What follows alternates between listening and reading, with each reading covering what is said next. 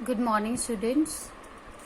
आज हम सीखने वाले हैं, आपका जर्नल एंट्री का टॉपिक है ओवर हो चुका है। अब हम स्टार्ट करेंगे कैश बुक। ओके, मैंने बिल्कुल स्टार्टिंग में आपको जर्नल एंट्रीज के टाइम पे बताया था कि हम अपने अकाउंट्स को किस तरीके से सेग्रीगेट करते हैं, like personal account, real account and nominal account, है ना। नॉमिनल अकाउंट में क्या आते थे हमारे एक्सपेंसेस। पर्सनल अकाउंट हो गया जो किसी भी बंदे के नाम से डिपेंड करता है, जैसे कि राम, श्याम, राधा, किसी का भी नेम ले लो, XYZ, एनी कंपनी, कोई भी कुछ भी आ सकता है। ठीक है, अब हम बात करें कैश अकाउंट की जो रिलेटेड है रियल अकाउंट से। ठीक है, यानी कि रियल के अंदर आता है। अब आप जरा रिमाइंड करके बताएंगे कि रियल अकाउंट जो था उसका एक फॉर्मूला था, यानी कि हम किस तरीके से डेबिट और क्रेडिट करेंगे। फॉर्मूला मैंने लिखा हुआ है, debit what comes in, credit what goes out. अब कैश के बारे में एक बात सोच के देखिए, डेबिट व्हाट कम्स इन, जब हमारा कैश आ रहा होता है तो हम क्या करते हैं, cash account debit to sale, है ना, इस तरीके से। यानी कि कैश अकाउंट ऑलवेज हमारा डेबिट होता है जब भी हमें रिसीव होगा, है ना।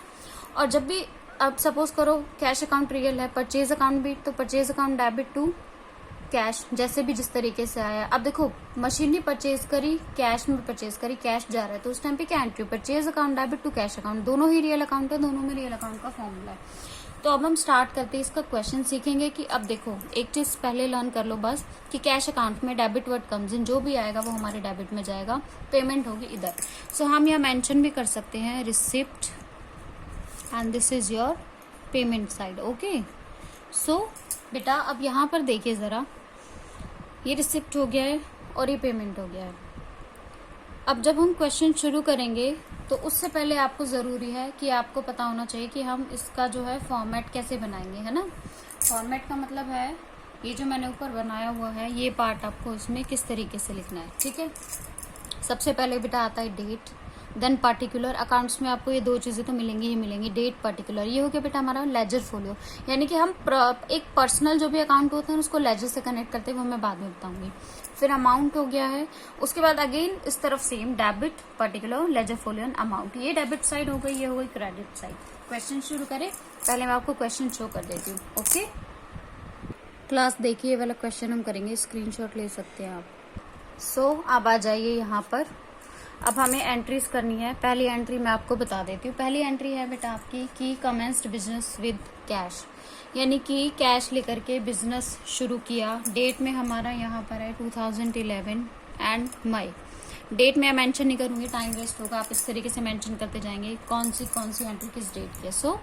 Look here, commence business with cash. अब कैश आया है, कैश तो आ गया मेरे पास, यानी कि कैश अकाउंट डेबिट होगा, लेकिन किसके थ्रू आया है, कैपिटल। तो हम यहाँ पे क्या मेंशन कर देंगे, हम यहाँ पर मेंशन कर देंगे that your to capital account, यानी कि कैपिटल की वजह से मेरे पास बिजनेस में पैसा आया है। ठीक है, अब क्या करना मैंने, कैश तो आया, लेकिन जिस वजह से आएगा वो हम ये लिखेंगे जिस वजह से कैश गया है। कैश बुक में कैश के नाम से कभी एंट्री नहीं होगी, अपोजिट एंट्री होती है दूसरे वाले उसकी, जिस नेम से वो, जिस अकाउंट से वो खाता जो भी है इफेक्ट हुआ है, यानी कि कैपिटल आई है तो मेरे पास क्या हुआ, कैश आ गया। To capital account. फिर बॉट गुड फॉर कैश, यानी कि कैश में हमने सामान खरीद लिया है। अब देखो कैश में कहते हैं बॉट गुड्स फॉर कैश, यानी कि यहाँ पे पेमेंट हो गई, तो यहाँ पे क्या आ जाएगा हमारा, बाय परचेज। जब भी हम गुड्स खरीदेंगे तो बेटा यहाँ पे हमेशा आएगा बाय परचेज अकाउंट। 10,000 की क्या हो गई है यहाँ पर, पेमेंट हो गई। ठीक है, अब आता है नेक्स्ट, पेड कैरेज, यानी कि कैरेज पे करा, पेमेंट आ गई। क्या पे करा, कैश, लेकिन कैसे, कैरेज के लिए। कितना खर्चा आया यहाँ पर हमारा, एक्सपेंसिव 200। कैरेज समझते हो ना, कोई भी चीज लाने और ले जाने का जो खर्चा होता है वो होता है कैरेज, यानी कि एक तरीके से हम बोले तो ये हमारा एक्सपेंस हो गया रिलेटेड टू आना जाना, जो भी हमारा होता है उसमें जो किराया लगेगा वो। नेक्स्ट है आपका सोल्ड गुड फॉर कैश। तो कैश में हमने सेल की है, यानी कि मेरे पास कैश आ गया है टू सेल अकाउंट। कितनी सेल हुई है मेरी यहाँ पर, 6,000 लिख दिया। नेक्स्ट है रिसीव फ्रॉम राम, राम से रिसीव किया, तो मतलब क्या आ जाएगा, टू राम अकाउंट, रिसीव हो रहा है तो इधर ही आएगा। कितना रिसीव कर लिया, 1,000।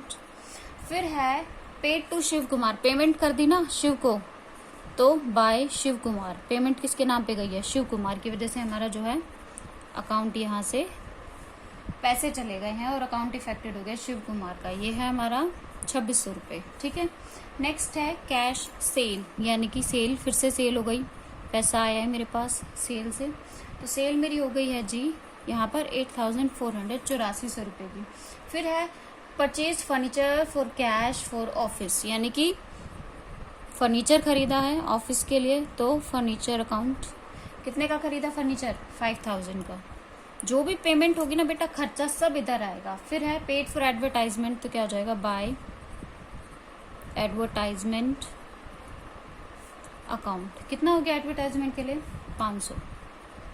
फिर है purchase good for Mahesh on credit. अब देखो जो भी क्रेडिट की एंट्री है वो नहीं आएगी, क्योंकि कैश बुक है, इसमें सिर्फ कैश से रिलेटेड एंट्री आएगी, बाकी एंट्रीज नहीं आएगी। ठीक है, इसको छोड़ दो। क्रेडिट वाली जो भी एंट्री आएगी, पेड टू महेश, फिर से पेमेंट हो गई बाय महेश। कितने पे कर दिए हमने महेश को, यहाँ पर महेश को पे कर दिए 4,000, यानी कि 4,000 रुपये। फिर है पेड वेजेस, फिर से यहाँ पे आ जाएगी वेजेस अकाउंट। कितनी वेजेस हमने पे करी है, 400 रुपये। वेजेस का मतलब समझते हो ना, भत्ता, मजदूरी, कोई काम कर रहा है तो उसका। रिसीव फॉर कमीशन, अब मुझे पैसा मिल गया है, किस नाम का, कमीशन के नाम का, कमीशन अकाउंट। कितना पैसा मिला है, 1,500 रुपये। है तो रिसिप्ट ही, मुझे तो पैसा मिल गया है, तो हम रिसिप्ट में लिखूंगी। फिर है विड्रॉ फॉर पर्सनल यूज। अब मैंने विड्रॉ कर लिया, यानी कि मैंने निकाल लिया है बिजनेस से। किस नाम से निकलेंगे, ड्राइंग के नाम से। जब भी हम अपने लिए पैसा निकालते हैं बिजनेस से, उसे हम बोलते हैं ड्राइंग। 2,200 रुपये निकल गए। अब लास्ट में पेड सैलरी, सैलरी पे कर दी तो वो भी यहाँ जाएगी, क्योंकि मेरे लिए तो पेमेंट है। सो 700। अब जरा ध्यान से देखेंगे, अब हमें करना है यहाँ पर दोनों का टोटल। फिर हम चेक करेंगे कि किसका टोटल ज्यादा है। अब मैंने एक तरफ टोटल करके रखा हुआ था इसका ऑलरेडी, तो 2-3 लाइन छोड़ करके हम टोटल लिखेंगे। जिसका ज्यादा होगा वो नीचे आएगा, चाहे रिसिप्ट ज्यादा हो, पेमेंट ज्यादा हो, जो भी ज्यादा है वो यहाँ पर सबसे नीचे आएंगे। ठीक है, अब जब मैंने इसको ऐड करा सबको, हाँ जी बेटा, तो मैंने जब यहाँ पे टोटल किया तो मेरे पास यहाँ पर टोटल करने के बाद अमाउंट आया 900। ये अमाउंट ज्यादा था एज कम्पेयर टू दिस।